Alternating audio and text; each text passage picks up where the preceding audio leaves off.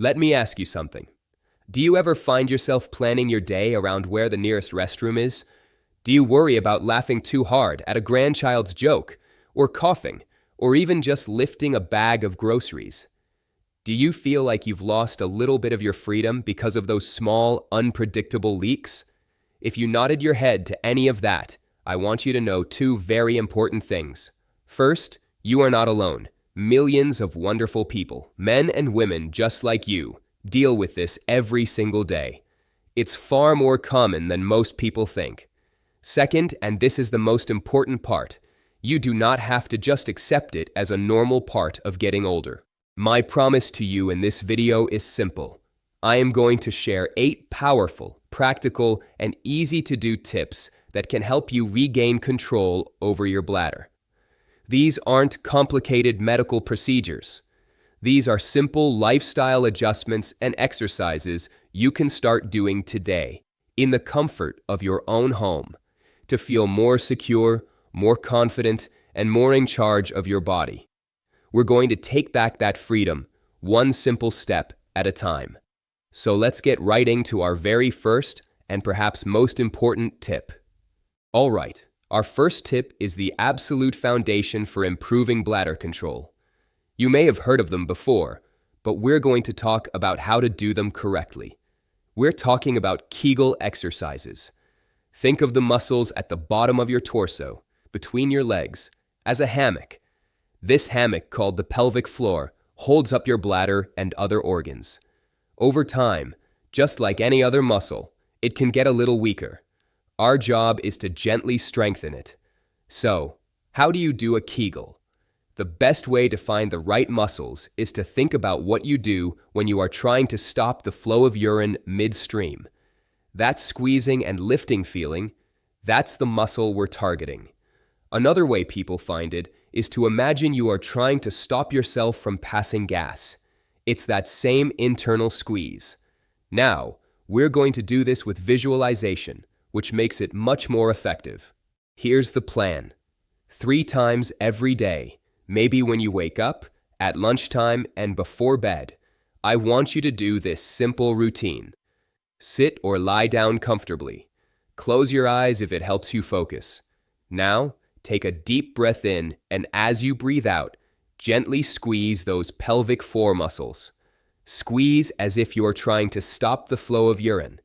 Imagine you're lifting a small, smooth marble up and inside you with those muscles. Hold that squeeze for a count of 3. 1, 2, and 3. Don't hold your breath. Keep breathing normally. It's important not to clench your stomach, your thighs, or your buttocks. The work should only be happening in that hammock of muscles. Now, relax the muscle completely for a count of 3. 1, 2, 3. Feeling the release is just as important as the squeeze. That's 1 repetition. I want you to do this 10 times in a row. So you'll squeeze and hold, then relax. That's 1. Squeeze and hold, then relax. That's 2. All the way to 10. This is 1 set, and you'll do 1 set of 10 repetitions 3 times a day. The beauty of these exercises is that they are invisible. No one knows you're doing them. You can do them while watching television, sitting at the dinner table, or lying in bed. Over a few weeks of consistency, you will be rebuilding the muscular support for your bladder. This is your first and most powerful step towards regaining control. Just by learning that one simple exercise, you are already on the path to a better quality of life. You've taken the first step. If you found that piece of advice helpful and easy to understand, could you do me a small favor? Please tap the like button just below this video. It's the one that looks like a thumbs up. When you do that, it tells YouTube that this is a helpful video, and it will show it to more people who might be searching for this same information. Thank you so much for that. Okay, this next tip is specifically for the gentlemen watching. This might sound surprisingly simple or even a little strange, but I promise you, it's backed by science. For your entire life, you've probably stood up to urinate, but as we get older, things change. The prostate gland can get larger, which can affect the flow. the bladder muscle itself might not be as strong as it used to be. The simple change is this. Try urinating while sitting down. Why does this work? When you sit down, your pelvic and thigh muscles can relax more completely. This relaxation allows the bladder to empty more efficiently. When you're standing, you're using more muscles to stay balanced, and it can prevent the bladder from emptying all the way. That little bit of urine that gets left behind is called post-void residual. It's a major cause of those annoying dribbles and leaks that happen after you think you're finished. Studies, particularly with older men, have shown that sitting down can significantly reduce that leftover urine, improve the strength of your stream, and shorten the time it takes to go. It's a small change in habit that can lead to a big improvement in control and a feeling of being completely empty. Give it a try. You have nothing to lose and a lot of comfort to gain. Now we're going to talk about a training tool.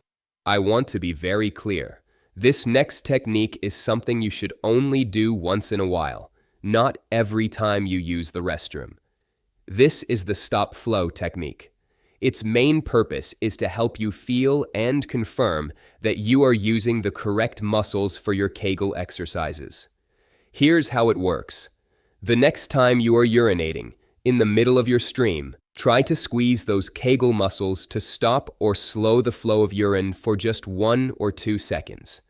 Then relax and let the flow continue until you're finished. By doing this, you get real-time feedback. You can physically feel the power of those muscles at work. It helps your brain make a stronger connection to the exact muscles you need to control. Now here is the important warning. Please listen closely. Do not do this every day or every time you go. Why? Because regularly stopping and starting the flow can potentially confuse your bladder and may lead to it not emptying properly, which we want to avoid. Think of this as a quick check-in, a little test to make sure you're on the right track with your Kegels. Doing it just once or twice a week is more than enough to help you build that mind-muscle connection without causing any problems. It's a training tool, not a daily practice. Let's step back and look at the bigger picture. I want you to imagine your entire abdominal area. Your belly is like a container. Inside that container are your intestines and your bladder. Now, imagine there is extra pressure inside that container. That pressure is going to push down on everything, especially on the bladder and the pelvic floor muscles supporting it. Two of the biggest sources of this extra unwanted pressure are excess body weight and constipation. First, let's talk about weight. Carrying extra pounds, especially around the midsection, puts constant downward pressure on your bladder. This is a major factor in what's called stress incontinence. That's the leakage that happens when you cough, sneeze, or laugh. The pressure is simply too much for the muscles to handle. The good news is that even a small amount of weight loss, just 5 to 10% of your body weight, can dramatically reduce this pressure and improve your symptoms. You don't have to be skinny, you just have to lighten the load.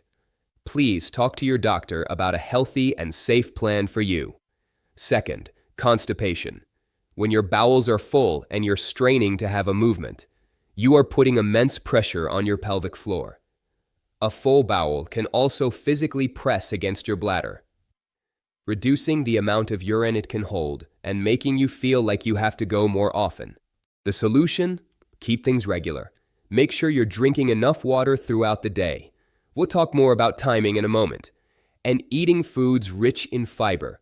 Think fruits, vegetables, oatmeal, and whole grain bread. A regular, easy bowel movement means less pressure, and less pressure means a happier bladder. Sometimes, the problem isn't just about muscle strength. It's also about what we're putting into our bodies. Certain foods and drinks can act as irritants to the lining of the bladder. When your bladder is irritated, it can get twitchy or overactive. It might want to squeeze and empty itself even when it's not very full. This leads to that sudden, strong urge to go right now. So what are some of these common irritants? Caffeine. found in coffee, tea, and many sodas. Caffeine is a double whammy. It's a diuretic, which means it makes your kidneys produce more urine faster. It also directly irritates the bladder muscle. Alcohol, beer, wine, and spirits have a similar effect to caffeine. Carbonated drinks, the fizz in sodas and sparkling water, can be irritating for some people. Acidic foods, things like oranges, lemons, grapefruit, and tomatoes can be bothersome. Spicy foods, if you love hot peppers or spicy sauces, they're common too. They might be contributing to your bladder urgency. Artificial sweeteners. Some people find these can be an issue. Even mint. Peppermint tea might seem calming, but mint can relax the sphincter muscle, which is not what we want. Now, this list might look scary. Please don't think you have to give up everything you love forever. The key is to become a detective. Try an elimination diet. For 1 week, cut out just one thing from this list. For example, switch to decaf coffee. See how you feel. Do you notice less urgency? Fewer leaks? If you do, then you found one of your personal triggers. Knowledge is power. Knowing what irritates your bladder gives you the power to make smart choices, especially before you go on a long car ride or to an event. For many people, the most frustrating leaks happen at night, disrupting precious sleep. Waking up to go to the bathroom multiple times, or, even worse, waking up to a leak can be exhausting. So, we have a 3-part strategy to help you achieve drier, more restful nights. It starts a couple of hours before you even get into bed. Our first step is very simple. The 2-hour rule. 2 hours before you plan to go to sleep, stop drinking all liquids. No more water, no tea, no juice, no milk. This gives your body enough time to process whatever you've already had to drink. Your kidneys can do their job, and you can empty your bladder before you lie down for a long 8-hour stretch. Now, of course, there's an exception. If you need to take medication at bedtime, having a small sip of water to swallow your pills is perfectly fine. We're talking about avoiding a full glass of water or a big mug of tea right before you turn out the lights. This simple timing change can make a world of difference. This next step is a fantastic trick. About 1 hour before you plan to go to bed, I want you to elevate your legs. You can do this by sitting in a recliner chair or by lying on the couch and propping your feet up on a few pillows. Your feet should be higher than your heart. Why do this? During the day, as we sit and stand, gravity pulls fluid down into our legs and ankles. You might notice your ankles are a bit swollen at the end of the day. When you lie down flat in bed, all that collected fluid re-enters your bloodstream. From there, it goes to your kidneys to be turned into urine, and it ends up in your bladder while you are trying to sleep. By elevating your legs for an hour before bed, you give that fluid a head start. It can move out of your legs and get processed before you go to sleep. Then, right before you climb into bed, you'll perform a technique called double voiding. Voiding is just the medical term for urinating. Go to the bathroom and urinate as you normally would. When you think you're finished, don't get up right away. Stay on the toilet for another 30 seconds. Maybe rock gently side to side or lean forward a bit. Then try to go again. You will often be surprised that a little bit more comes out.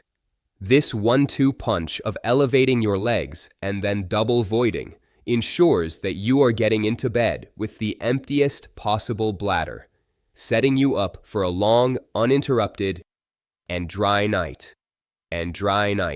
Our final tip is one you can do once you're already tucked into bed. It uses the most powerful tool you have, your mind. We're going to do a short mental training exercise. The connection between your brain and your bladder is a complex network of nerves. Sometimes, those communication lines can get a little weak. We can strengthen them with focused thought. So, as you are lying in bed, ready for sleep, close your eyes. Take a few slow, deep breaths. Now, for just 2 or 3 minutes, I want you to visualize being in complete control. Imagine a scenario. Picture yourself feeling the urge to urinate, but instead of panicking, you feel calm and confident.